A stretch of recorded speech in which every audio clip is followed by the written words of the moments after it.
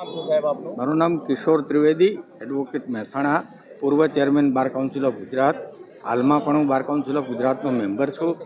અમારા બારના સભ્ય કે જેઓની દીકરીએ કયા કારણસર આપઘાત કર્યો છે, એમાં પ્રાથમિક દ્રષ્ટિએ જે ન્યૂઝપેપરમાં આવ્યું કે અધ્યાપકો તરફથી તેમને ત્રાસ હતો અને આના કારણે એને આપઘાત કર્યો છે. આ આપઘાત પછી જે ફરિયાદ થઈ અને એટ્રોસિટી એક્ટ મુજબ જે જરૂરી તપાસ થવી જોઈએ એ યોગ્ય રીતે તપાસ થયેલી જણાતી નથી. અને આ અંગે અમારો સમગ્ર બાર અમારા બારના સભ્ય સાથે છે અને આ અંગે અમારા બારે એક વિનંતીપત્ર પણ કર્યો છે કે આ આરોપીઓ માટે મહેસાણા બારમાંથી કોઈ સભ્ય આરોપીના વકીલ તરીકે રોકાશે નહીં અને ભવિષ્યમાં જો આ અંગે કલેક્ટરશ્રી અને ડીએસપી સાહેબ આ અંગે યોગ્ય કાર્યવાહી કરશે જ, છતાં પણ આ અંગે અમે ડીજી અને ગૃહમંત્રીને પણ જાણ કરવાના છીએ